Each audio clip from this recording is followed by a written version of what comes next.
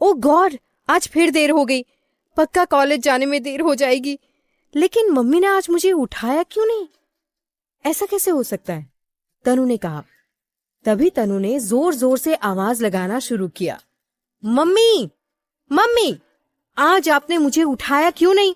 देखिए 8 बज गए, अभी 9 बजे तक कॉलेज पहुंचना है और मैंने नहाया भी नहीं। ओहो, कैसे मैं इतनी दूर कॉलेज समय पे पहुंच पाऊंगी? तनु जल्दी से अपने बिस्तर से उठी और टेढ़ा मेढ़ा बिस्तर समेटने लगी।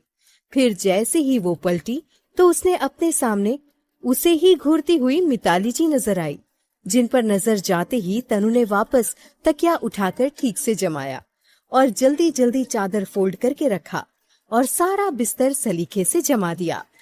मिताली जी को देखते ही तनु जैसे जम ही गई थी। उसे पता चल गया था आज तो ज्वालामुखी फटने वाला ही था।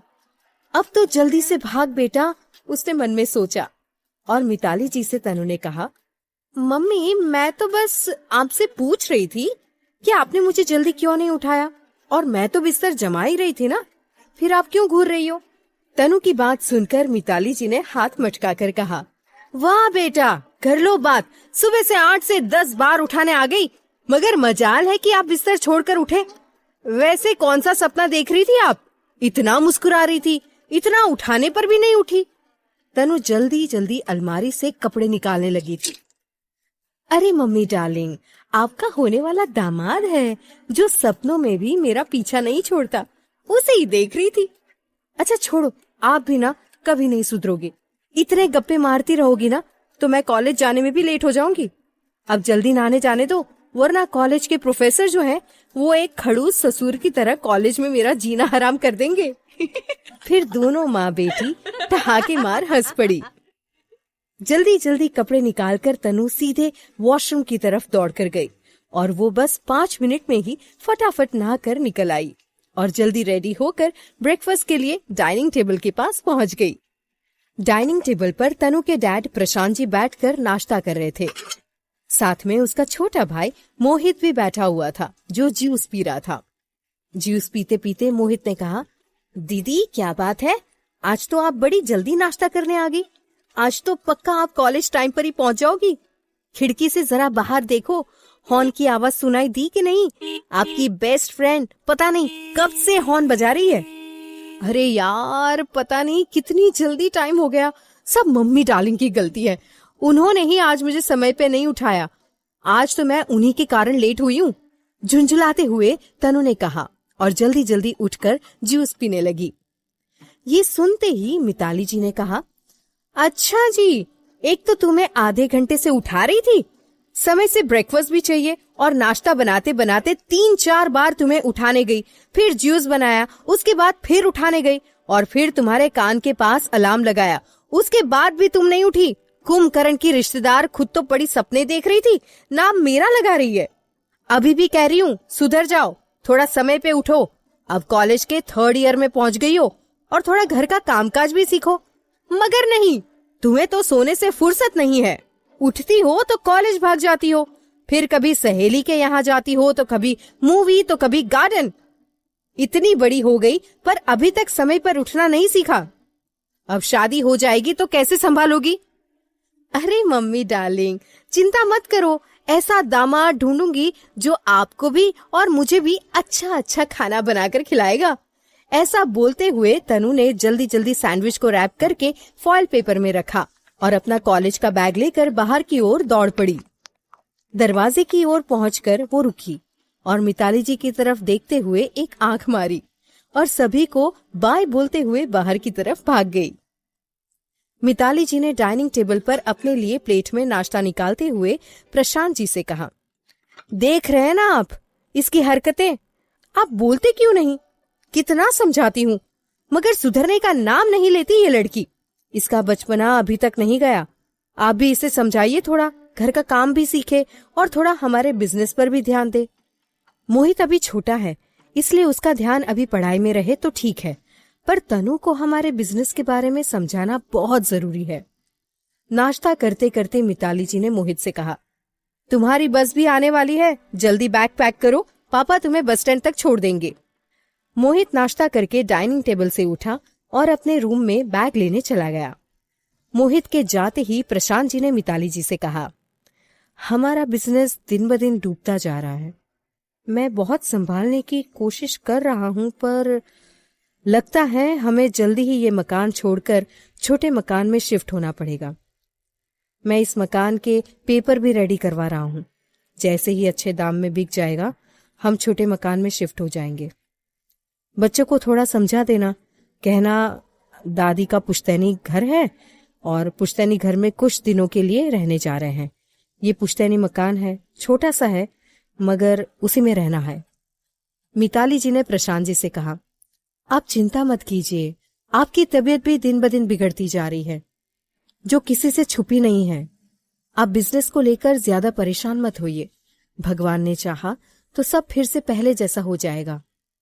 मिताली जी और प्रशांत जी बात ही कर रहे थे, तभी मोहित अपना बैग लेकर आ गया और आते ही उसने कहा, पापा चलिए जल्दी चलते हैं, बस आने वाली होगी, 8:45 होने वाले हैं। प्रशांत जी नाश्ता कर चुके थे। उन्होंने टेबल पर से नैपकिन उठाया और हाथ पोंछकर उठने लगे। भारी मन से उन्होंने मिताली जी को देखा तो मिताली जी ने भी आंखें झपकाकर उन्हें सब ठीक है, मैं संभाल लूंगी का इशारा किया। मिताली जी भी डाइनिंग टेबल से उठी और प्रशांत जी का बैग लेकर उन्हें दिया और दोनों को दरवाजे तक छोड़ने आई। मोहित ने हाथ हिलाकर मिताली जी से बाय कहा और प्रशांत जी के साथ कार में बैठकर निकल गया।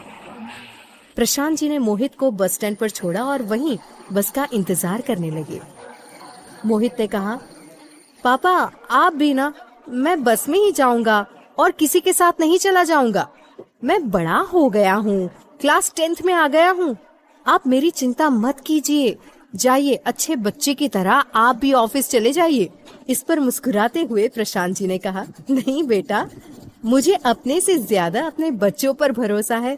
फिर भी तुम्हें अपनी आंखों के सामने जाता देखता हूँ तो मुझे शांति मिलती है। तुम चिंता मत करो, जब बस आ जाएगी और तुम उसमें बैठ जाओगे तो मैं ऑफिस चला जाऊंगा। मोहित ने भी मुस्कुराते हुए कहा, पापा आप भी ना बच्चों जैसी हरकतें करना नहीं छोड़ते। लो बस भी आ गई, मैं जा रहा हूँ, आप भी अपने ऑफिस चले जाइए। ओके बाय, शाम को मिलते हैं। मोहित को बाय करते हुए प्रशांत जी भी अपने ऑफिस की तरफ चले गए। वहीं दूसरी तरफ तनु हाथ में सैंडविच लिए जल्दी से शिल्पा की गाड़ी में बैठी। उसने जल्दी से शिल्पा के कुछ बोलने से पहले ही सैंडविच का टुकड़ा उसके मुंह में ठूस दिया। तनु ने हुए शिल्पा से कहा, मुझे इतने प्यार से मत देख मेरी शिल्पा, चल गाड़ी चला, कॉलेज जाने में देर हो जाएगी। शिल्पा ने भी सैंडविच खाते हुए बड़े गुस्से में तनु से कहा, तेरे कारण रोज कॉलेज एकदम गिरते पड़ते पहुंचते हैं। कल से ना तू खुद आया कर, मैं तुझे लेने नहीं आऊंगी। तनु ने भी सैंडविच खाते हुए कहा, अरे मेरी प्यारी शिल्पा, सामने देख के गाड़ी चला, मेरे बगैर तो तेरा कुछ नहीं होने वाला। और तू ना मेरे बगैर जाने की सोचना भी मत, वरना तेरे जितने भी राज है ना सब तेरी मम्मी के सामने जाकर उगल दूंगी। शिल्पा ने भी गुस्से और तेज गाड़ी चलाते हुए कहा, साली मुझे ब्लैकमेल करती है, जा अब कल से तुझे लेने ही नहीं आऊंगी। इतनी सुबह जल्दी उठ जाती हूँ, तैयार होती हूँ, 20 मिनट गाड़ी चलाने के बाद तुझे लेने आती हूँ, लेकिन तू यहाँ पर तैयार नहीं मिलती, खुद लेट करती है और मुझे ब्लैकमेल करती है। तनु ने धीरे से शिल्पा के स्टोल में अपने हाथ पोंछे और मुस्कुराते हुए दोनों हाथ शिल्पा के कंधे पर लटकाकर उससे चिपकते हुए कहा, तेरे मुंह में घी शक्कर मेरी प्यारी शिल्पा, साली तो नहीं अपनी भाभी ही बना ले। तेरा तो कोई भाई नहीं है, लेकिन कोई कजिन है तो वही बता दे यार। देख मेरा ग्रेजुएशन तो होने वाला है, बस 1 ही साल बचा है, तेरे भाई को पटा लूंगी और तुझे बैठे बिठाए मेरे जैसी भाभी मिल जाएगी। तनु ने फिर आंखें मटकाते हुए कहा, कितना अच्छा होगा ना, तेरे जैसी ननंद मिलेगी जिसे खाना भी पकाना आता है, गाड़ी भी चलाना आता है, बाहर जाकर सब्जियां भी लेना आता है और मम्मी को भी पटाना आता है। कितनी अच्छी जोड़ी रहेगी हम दोनों की। तभी शिल्पा ने कॉलेज के एंट्रेंस पर जोर से ब्रेक लगाते हुए कहा, अरे ओ शेख चिल्ली, दिन में सपने देखना बंद कर, कॉलेज आ गया, चल जल्दी कर, आज क्ले मॉडलिंग का क्लास है, तुझे याद है ना, क्ले रखकर लाई है ना बैग में, कि वो भी सपनों के साथ घर में ही भुलाई। तनु जल्दी से गाड़ी से उतरी और प्यार से उसकी तरफ देखते हुए कहा, डार्लिंग लाई हूं, तू डर मत। जो भी प्रोफेसर बनाने को देंगे मैं उसमें तेरी पूरी मदद करूंगी। चल अब जल्दी चल। शिल्पा गाड़ी स्टैंड की तरफ लगाने चली गई और तनु अपने बैग में अपना सामान चेक कर रही थी। तभी उसे सीटी की आवाज सुनाई दी और किसी ने कहा, लड़की होकर लड़की को डार्लिंग, तो फिर हमें क्या बोलोगी? तनु गुस्से में पीछे पलटी तो देखा मोटरसाइकिल पर 2 लड़के बैठे थे। सामने का लड़का बहुत ही हैंडसम और आंखों में गोगल लगाए अपने मोबाइल में कुछ देख रहा था, और दूसरा लड़का, उसका चेहरा नहीं दिखाई दे रहा था क्योंकि उसने अपना मुंह पहले वाले लड़के की पीठ पर टिका के रखा था। तनु उसके पास आई और उसने कहा, ओ मिस्टर हैंडसम, जरा अपनी जबान को संभाल के रखो। यदि मेरा हाथ फिसल गया ना तो तुम कहीं के नहीं रहोगे। उस लड़के ने कहा, माफ कीजिएगा, आप क्या बोल रही हैं? मुझे समझ में नहीं आ रहा। मैं तो यहाँ लोकेशन देख रहा था, मुझे कहीं जाना था। उसकी बात सुनकर तनु को गुस्सा आ गया और वो और उसके करीब आकर उसके कॉलर को पकड़कर कहने लगी, अच्छा बेटा, अभी मुझे उल्टा पुल्टा बोल रहे थे और अब सीधे बन रहे हो। तुम्हारे जैसे लड़कों को ना मैं बहुत अच्छी तरह से जानती हूँ। लड़की देखी नहीं जबान फिसल जाती है, और जब लड़की के हाथ में जूती देखते हैं तो बहाना मारने लगते हो। उस लड़के ने भी धीरे से उसका हाथ अपने कॉलर से हटाया और कहा, देखिए, मैं आपसे कह चुका हूँ, मैंने आपसे कुछ नहीं कहा है। मैं यहाँ किसी का एड्रेस ढूंढने के लिए खड़ा था, ना कि आपको देखने के लिए। तभी दूर से शिल्पा ने तनु को आवाज देते हुए कहा, तनु जल्दी कर, वहाँ क्या कर रही है? इधर आ, देर हो रही है, क्लास में जाना है। तनु ने जाते जाते गुस्से में उस लड़के से कहा, दोबारा यदि मेरे सामने उल्टी सीधी हरकतें की ना तो मैं नहीं छोड़ूंगी। अभी मैं क्लास के लिए लेट हो रही हूँ, इसलिए तुम्हें छोड़ रही हूँ। आगे से इस तरह की कोई हरकत मत करना। तनु के जाते ही उस लड़के की मोटरसाइकिल के पीछे बैठे हुए लड़के ने हंसते हुए उसकी पीठ को ठोकते हुए कहा, यार मोंटी, मुझे नहीं पता था वो झांसी की रानी है, नहीं तो उससे पंगा नहीं लेता। चल अच्छा हुआ आज ढाल बनके तू मेरे सामने था और उसका ध्यान मुझ पर नहीं गया, नहीं तो मेरी तो चटनी ही बना डालती वो लड़की। ये कहकर राजवीर जोर जोर से हंसने लगा। मोंटी ने गुस्सा होते हुए राजवीर से कहा, देख यार, इस तरह की हरकतें मत किया कर। मुझे ना लड़कियों के साथ इस तरह की हरकतें करना बिल्कुल पसंद नहीं है। आज ही मैं डेनमार्क से आया हूँ और तूने मुझे कहाँ फंसा दिया यार। मैं कॉलेज इसलिए आया था कि शायद शिल्पा से मुलाकात हो जाए। बहुत साल हो गए, मामा जी से झगड़े के बाद सिर्फ शिल्पा ही थी जिससे मैं फोन पर बात किया करता था, और शायद उसका फोन नंबर चेंज हो गया है, इसलिए 2 साल से बात भी नहीं हो पाई। आज उसे यहाँ देखने आया था। चलो बहुत देर हो गई है, शायद आज वो कॉलेज नहीं आई है। हम लोग निकलते हैं, लोकेशन देखते हैं और चलते हैं वीरू के घर, शायद वीरू मिल जाए। राजवीर ने भी हामी भरते हुए कहा, हाँ यार, सारे दोस्तों से आज ही मिलना है तुझे। इस तरह से कर रहा है जैसे आज ही वापस जाना है। मोंटी ने भी जिस तरफ तनु गई थी उसी तरफ देखते हुए कहा, हाँ मिलना तो आज ही था सबसे, पर पता नहीं मुलाकात होगी कि नहीं। और उसने एक गहरी सांस छोड़ी, फिर अपनी मोटरसाइकिल स्टार्ट करते हुए कॉलेज से आगे निकल